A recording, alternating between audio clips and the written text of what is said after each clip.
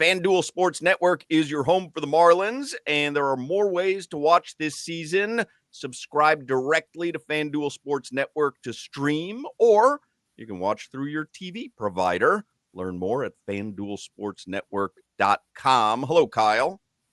Hi, guys. How are you?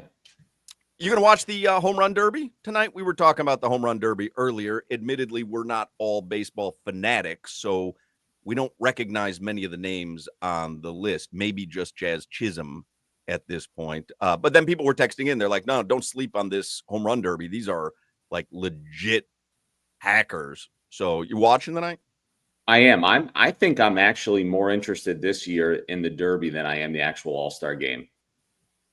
Because some of the kids that are going to hit in the derby tonight are ridiculous with O'Neal Cruz and some of these guys. Obviously, Cal Raleigh is a cool story, but there's a lot of flair. There's a lot of young kids with some flair, which I think is going to be really cool. And they can and the baseballs are always wound a little bit tighter for the derby, so I'm sure they'll hit some 500 feet, which will be fun. Is it I don't want to say changing of the guard, but though the Sotos, the Judges, the Bryce Harpers, the Mike Trouts, like the Matt guys Mervis. that I know. Were you about to say Matt Mervis? Go ahead. You could say I wasn't going to say no damn Matt Mervis. But is it that like he'd a rake though in the competition? He'd a rake. It's funny. You said the word young twice. Is it a kind of should I move on from the names I already know in Major League Baseball? No, I wouldn't move on from those guys, but I think the game, for all of its warts and the blackout stuff you hear about, I think it is trending in the right direction. I think the game's in a really good place because I think you'll find even a lot of kids that play baseball these days wear these flashy oven mitts and the belts and the shoes and the spikes. And I think they get all that from the video games and watching these guys play. So no, don't move on from those guys because even you mentioned Soto and Judge, they're still the two best players in baseball, in my opinion. But when you think Ellie De La Cruz and O'Neal Cruz and obviously Jazz, people saw him down there. The game is in just a healthy, I think, global place too. I mean, look at Shohei. I mean, I've heard some ridiculous stories about the people that come from Japan with empty luggage and they buy out the Dodgers team store and fly back. Like it happens every week to them. Like it's insane. I think it's in as good of a spot as it's ever been, to be honest with you. I do that in Jacksonville for Mervis merchandise, but that's I bet you do. Story. Yeah. Go there, a couple empty bags, clean it out. Kyle thinks you're crazy. It was fun to watch for a couple of weeks. It just didn't work out. Will he ever? I'm sorry, Solon. I know you want to talk real baseball. Will Matt Mervis ever be in the big leagues again? It's hard to say. I mean, obviously he was DFA'd, and once that happens, you get pulled off the 40-man roster. He'd have to beat the daylights out of baseballs and like force his way back.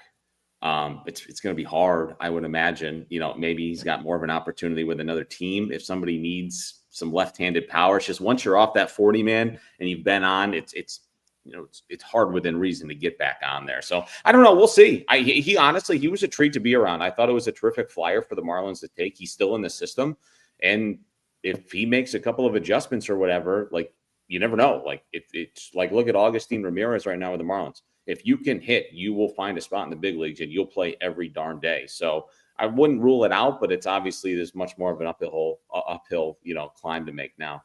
Especially when you've been shadow banned as well. Not only are you DFA'd, but you got shadow banned. I don't know. I know you're with the organization, so I know you don't want to comment, but I kind of feel like he's been shadow banned. Just wink at me if you agree. Yeah. Hey, Kyle, last week or 2 weeks ago when you came on with us, you said the best part about the Marlins run at the time, they had won 8, they should have won 9 in a row, whatever. But the best part about it was that they finally have a core again, like a core of guys you can really be excited for. Then Kyle Stowers is the all-star after that, and what he did yesterday is ridiculous. For somebody like me who's just like a casual Marlins watcher and viewer, like how good can he be? It's a good question. I mean, I just saw before I hopped on with you guys, he's the best player in baseball OPS-wise since June 22nd. He couldn't hit water if he fell out of a boat after the trade last year. I mean, that's really impressive. I think Major League Baseball, amongst any other sport, is the hardest like mountaintop to climb, like trying to climb through 4 levels with hundreds of players in the system and get enough people to believe in you. Like, I think it's insane. How good can he be? I don't know. This is pretty darn good. Like, he started the season and he was legitimately an all-star for 6 weeks. And then he fell off. And then the narrative was like, well, the Marlins need a representative, so he's probably going to be the guy. Okay, fine. And then the last 6 weeks, and then in the last 3 weeks, he's been the best player in baseball. And he punctuates the whole thing yesterday with the 3 homers in Baltimore, which was unbelievable. So how good can he be?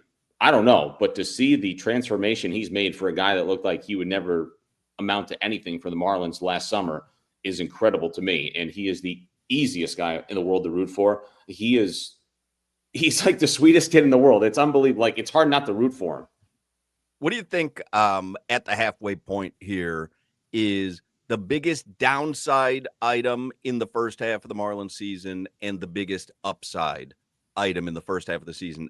My guess, Sandy is the biggest downside surprise and Kyle Stowers is the biggest upside surprise, but maybe you've seen another. I feel like the downside, you go specifically to like individual players, and obviously you start with Sandy, because I think it's even more perplexing now, watching Yuri, who basically has been his little brother, and they just went through the whole Tommy John thing together, fire 7 shutout innings against good Baltimore offense yesterday, and Sandy still can't find it. And obviously, like, you can see the frustration. It's visible every 5th day he's pitching, and this guy won a Cy Young Award 3 years ago. He was, come to find out, hurt in 2023 when he started to take a step backwards, misses all of 24. Opening day was pretty good this year. Last month, it was pretty good in June. And then the last couple of starts, it's disappeared on him again. So it's just so frustrating to watch. And even as a fan, like, I'm legitimately just a fan of the team more than anything, with an awesome job. But like, watching it, it's like the stuff is there.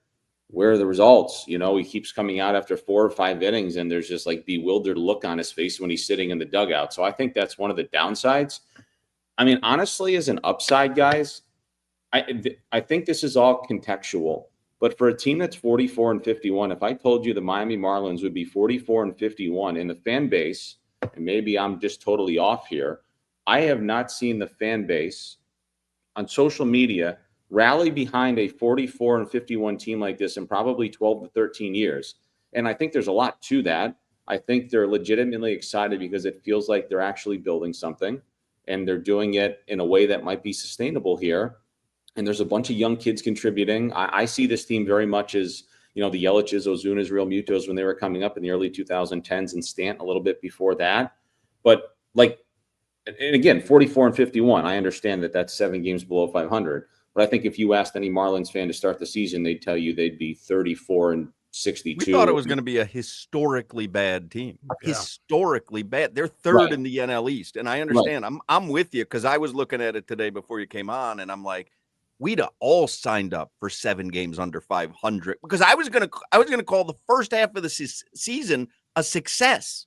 And I don't think there's many baseball franchises where you go, oh, you end the first half of the season 7 games under 500. How exactly is that a success? And I think it's been a wild success, as crazy as that sounds. I agree with you. And again, it's in its own bucket and with its own context of where this thing they hope is headed.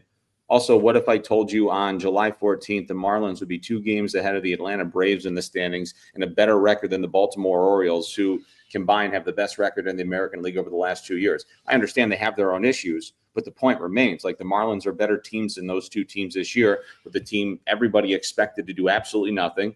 To your point, be historically bad.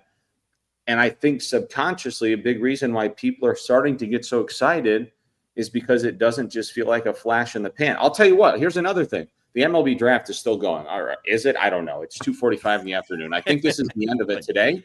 I have not seen a fan base get more excited over the freaking MLB draft in 10 years. It's because they just took like 10 college kids, 7 of which could probably legitimately be in the major leagues in the next like year and a half. And then like you have these guys performing well now. It's fun. And I'll say this too. And I know some fans will be like, well, it doesn't matter because we can't get that close and personal with them. I say this and I can't stress it. I've never been around a group of guys that are like the kindest individuals in the world. They are so easy to root for. Every day they show up to the ballpark, they're just so appreciative to be in the major leagues. It's like they're almost like ignorant to the fact that they're really good at it. But they're just like, they're so happy to be there. Like, they're so easy to root for, and they keep winning. And like, it's been fun because they've been winning for 2 months. Like, I don't know. I'm so happy for them, honestly, and we'll see where this whole thing goes. The schedule gets very tough, but to see the success they've had so far is genuinely like so cool to see as a fan. And to that point, the youth, do they run out of gas, or is the youth more vibrant in the second half of the season? Because sometimes it can get long for a young guy when he hasn't played this much baseball. I agree with you, and we'll see. Truthfully, I mean, if you look at their August schedule, it's the Yankees, it's the Royals, it's the Padres, it's the Red Sox. I mean, it is like a litmus test of all litmus tests for a young team. I think you make a great point. A lot of these guys have never played a full season in the major leagues. That is a grind every 24 hours, day after day for 7 months. Can you play 162 games over 185 days or whatever it is over 7 months and not get tired? Your first time trying to do it? Probably not. Some of them will probably wear out, but that's also a great learning experience. They're going to figure out this year like how to conduct themselves in a better manner moving forward to make sure their bodies are in a good place when it's 95 degrees out and it's August 3rd and you're really competing. Like, you know, that's all part of it. Like they're learning. So I think you make a good point. We'll see. I think some of them will probably, you know, get a little tired down the stretch, but it's just so cool to watch them play right now. Yeah. If you have to end, tell them beer and chicken wings. I was a professional athlete. Don't tell them that. Well, Beer now and- it's like beet juice and stuff. Like the nutrition is off the charts. You're right, though. 20 years ago, it was like a hot dog and a beer, and let's reload for tomorrow, gentlemen. Get ready to go. What's the best road city for eating, in your opinion? Oh, my goodness. Okay. First one that immediately just came to mind is Chicago. I love Chicago. I was there last week. It's great. Now, do you go deep dish or do you go tavern style pizza? I prefer tavern style pizza. I'm from New York, so my dad's side of the family's from Long Island. I grew up with, you know, New York pizza, thin crust, thinner. Obviously I like going back to New York. Chicago to me is just amazing. I love that city. Actually, you know, where we go in a couple of weeks coming out of the break after our homestand is Milwaukee. If you've never been to Milwaukee in the summertime, it's a mini Chicago, an hour and 20 minutes north of there. You can be on the lake in a boat in 5 minutes. You can go hiking, play golf, whatever you feel like doing. Got to get a little bratwurst. Whatever. I love it. I'm a big fan of the Midwest, but Chicago is immediately the city that comes to mind for me. Juicy Lucy. You got to get a Juicy Lucy in the Juicy Minnesota. Lucy. Yeah. We were there last year. Milwaukee. But Milwaukee, one of my favorite places in Milwaukee is called Elsa's. Great pork chop sandwich and great strawberry shortcake afterwards. Who's got the best ballpark food? Do you get to sample all the ballpark foods, or are you too busy? I guess I'd have to go with like who's got the best press meal, which can be very touch and go. Philadelphia is still right up there. New York's very good. You know what really makes cheesesteaks? Do they feed the press cheesesteaks in Philly? They do, but the best cheesesteaks in the world are in the visiting clubhouse. Really? It's unbelievable. It's crazy. And a lot of people swear by it. It's like the best cheesesteak in town. Obviously, it's hard to get your hands on, but it's in the visitors clubhouse at Citizens Bank Park. Do they make them there, or do they bring them in? They make them in there. You can order it. There's a big sheet of paper for the players and like staff and, you know, the traveling party. You put your name down after the game every night. You'll see like 40 cheesesteaks sitting there for everybody. Wow. You can, if you Google it, they have a competition. Every visiting team that goes in, there's been some real sickos that have taken down like 35 cheesesteaks in 3 days. That's amazing. Do you go when you go to Philly? Do you ever go to Jim's or Pat's or Geno's? I mean, do you do the I've done them. I'll be honest with you. I've done them. What I try to do now is I try to find little holes in the wall. You know, get on Yelp or something, and you know, try to find within walking distance, you know, one that you know might be a little one-off that people swear by. But yeah, I try them all. I love going to the cheesesteak in Philly though. Best cheesesteak, Jim's. Yes, yes, I would say so. Out of the majors. Yes, I would say Jim's. I think that's fair. I love going to the Reading Terminal Market. There's a couple of very good cheesesteaks in there as well. An overwhelming experience when you're in Philadelphia. There's like 30 places to eat in there, but it's great. You told us last time that you were on peanut M&Ms, your go-to snack during broadcasts, or at least in the press box. What's the most amount of bags of peanut M&Ms you've eaten during one broadcast? Oh, I don't know. I try to eat them before the broadcast. Don't they say like if you eat too much sugar before a broadcast, your voice gets a little weird and like, you know, things get a little clogged up in your throat. So I try to be conscious of that. I've got to lay off though. Every year I put on like 15 pounds during baseball season. I'm trying desperately not to do that. You know, because the widescreen and the camera situation now, it adds a lot of weight in a hurry. So I'm doing my very best to like, you know, maybe just a few peanut M&Ms here and there. Well, I mean, there's the diet play there is to go regular M&Ms, and that way you're losing the peanuts. I and guess you're there's probably been some saving bad half the days. calories. I've had some days this year where I need to speak to somebody. I fell off the wagon one night and just couldn't stop going back for him. But what are you going to do? Yeah, it happens. I eat Alfredo before broadcast, and I'm fine. Yeah, we don't care too much about the taking care of the voice and the enunciation, the pronunciation, and the actual auditory sound. We cough and hack, and it's a whole different ball game. Whatever. Kyle Sielaff, it is the halfway point of the season. We appreciate you joining us. FanDuel Sports Network is your home for the Marlins. There are more ways than ever to watch this season. Again, you can subscribe directly to FanDuel Sports Network if you want to stream it, or you can watch through your TV provider, and you can learn more at FanDuelSportsNetwork.com. You have a prediction for the Home Run Derby tonight? Who wins? O'Neal Cruz of the Pirates. All right. Second time we've heard that today. Dr. Chuck Metzger told us O'Neal Cruz said he had the highest exit velocity of any home run this season. I mean, you can't take your eyes off him, even in batting practice. You can't. It just sounds different. It looks different. This guy's like 6'8". He could be a middle linebacker. He could run routes. He could be a tight end. He's playing shortstop and center field in the major leagues. Like whatever he wanted to do in life, he could do it. And it just so happened he decided to play center field for the Pirates. So he's my bet tonight. All right, I'll watch. Nothing on Matt Mervis. Let me get back to you. All right, get back to you. I'm a big fan of PCA as well. I was in Chicago. I'm a big Pete Crow Armstrong guy. He's fun to watch too. Hey, make sure you guys come out to the ballpark soon. Please come by the broadcast booth and say hello if you have a chance. I will do so. I always get big timed by Craig Minervini. He always he never has time for me. Well, there's see him, in that concourse area and give him a wave and Yeah, if you can catch him before 5:30, his autograph signing sessions usually start around 5:30 every day leading up to the pregame show. See you, Kyle. We appreciate it.